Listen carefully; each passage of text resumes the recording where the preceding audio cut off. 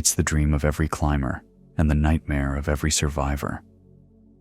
A perfect pyramid of rock and ice rising from the clouds. On blue sky days, it looks almost calm, almost welcoming. But K2's beauty hides its cruelty. It doesn't need storms to kill. Here, ropes snap in silence. Mines fade in sunlight. Even the most experienced climbers vanish without warning. This is K2, the Savage Mountain. Rising 28,251 feet above the Karakoram Range, K2 is the second highest mountain on Earth. But in mountaineering, it holds a darker title, the hardest mountain on Earth to survive. It stands on the border of Pakistan and China, deep in a maze of glaciers so remote that even helicopters struggle to reach them. Just reaching base camp is an expedition in itself, roughly a week-long trek through the Baltoro Glacier, surrounded by towers of stone and ice. K2 has no gentle slopes. From its base, every route is steep, exposed, and vertical. Unlike Everest, where climbers can walk across wide ridges and snowfields, K2 rises almost like a wall, a 10,000-foot staircase of ice cliffs, seracs, and narrow ledges that leave no room for mistakes. Every camp clings to the mountain like an afterthought. Tents perch on chopped ice platforms, secured by ropes that groan in the wind. And above them, the real climb begins. At 26,000 feet, climbers enter the death zone, the altitude where the body slowly shuts down. The air holds roughly a third of the oxygen found at sea level. Muscles fail.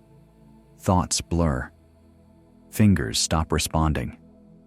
A single night up here can cost 10% of your strength.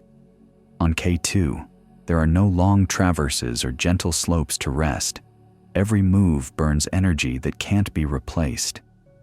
The summit ridge, a narrow spine of snow no wider than a table, forces climbers into a single line, clipped to the same rope, moving at the same speed. If one slips, everyone falls. Retreat is nearly impossible. Once you commit above Camp 4, you're gambling with time, the oxygen in your tank, the daylight left, the strength in your legs. In the summer of 1986, that gamble turned deadly. Clear skies drew more than 24 climbers to the upper slopes. For days, the weather held, a rare gift on K2. Summits came quickly, spirits were high, and for a moment, it felt like the mountain had finally yielded. Then, a series of storms and accidents swept through the mountain. Tents were buried, ropes snapped, and whiteouts cut visibility to nothing. For those trapped high on the mountain, there was nowhere to go. They tried to wait it out, rationing food and fuel, but the wind tore apart what was left of their camps.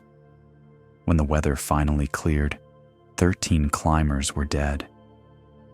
One survivor later said, "It wasn't the storm that killed them. It was believing the weather would stay good." K2 had shown its cruelest habit, luring climbers upward, then sealing every exit. 9 years later, history repeated itself. In 1995, British climber Alison Hargreaves, one of the world's strongest alpinists, reached the summit of K2.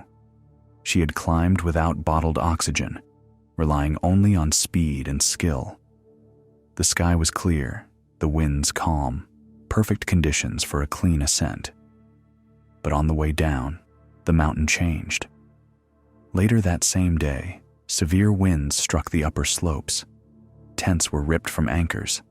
Climbers were blown from ridges into the void. Hargreaves and 5 others vanished near the Bottleneck, swept away by a storm that seemed to appear out of nowhere. Their bodies were never recovered. At base camp, the weather was still calm. Blue skies, sunlight on the summit. From below, it looked like nothing had happened. Only those high on the mountain knew the truth. Once again, K2 had waited for perfect weather and then turned it into a trap. More than a decade later, the pattern returned once more. In August 2008, 11 international teams gathered at Camp 4, ready for their final push. The forecast was ideal. The sky was crystal clear. Dozens reached the summit, one of the most successful days in the mountain's history. But as they began their descent, disaster struck. A block of ice the size of a building sheared off from the serac above the bottleneck, cutting through the fixed ropes. Those still above were trapped with no route down. Some tried to downclimb in the dark. Others waited too long and froze. By morning, 11 climbers were gone, all under a calm, windless sky. K2 had done it again, killing in perfect weather. Every route to K2's summit leads through one place, the Bottleneck, a corridor no wider than a highway tunnel, sloping at more than 60 degrees, beneath a hanging glacier that could collapse at any moment. It sits just below the summit, around 27,000 feet, where the air is too thin to think clearly and too cold to wait long. Climbers who hesitate risk being crushed by falling ice. Those who rush risk losing their footing and falling thousands of feet down the south face. There's no safe option, only timing. If the ice holds, the climb continues. If it doesn't, there's nothing anyone can do. That's why even modern expeditions, armed with forecasts and satellite links, still treat the Bottleneck as a roll of the dice. Today, K2 remains far less climbed than Everest. Hundreds reach Everest's summit each year. But on K2, some seasons end with none. Although a few commercial teams and fixed lines now exist, the mountain remains far less supported and far more unpredictable. Every climber hauls their own gear, sets their own lines, and faces the mountain mostly alone. In 2021, a team finally achieved the first winter ascent of K2, a goal once thought impossible. But even that triumph turned tragic. Only hours later, 3 climbers vanished on the descent. Their bodies were later found frozen near the Bottleneck, just a few hundred feet from safety.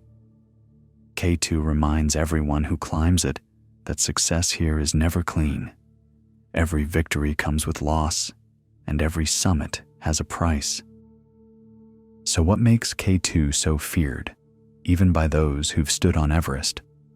It's not just the storms, or the altitude, or the cold. It's the combination. K2 is steep from base to top.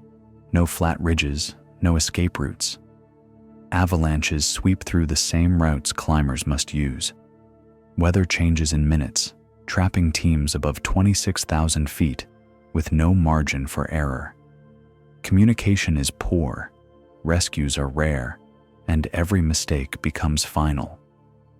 But the true danger lies in confidence. On Everest, long lines and infrastructure create a sense of control. On K2, there is none. The mountain lures climbers upward with perfect skies, then erases every plan they made. It doesn't strike suddenly. It waits for exhaustion, for hesitation, for one missed knot in a rope. And when that happens, the margin between life and death disappears.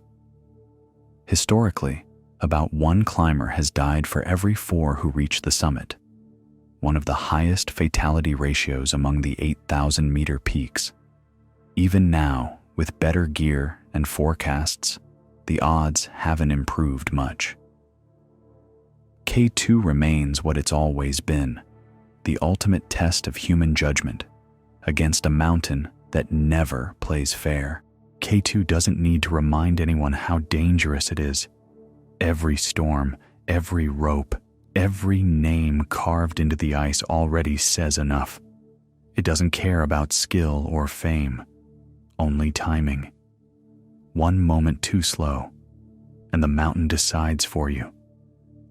That's why they still call it the Savage Mountain, because even in perfect weather, K2 always takes its share.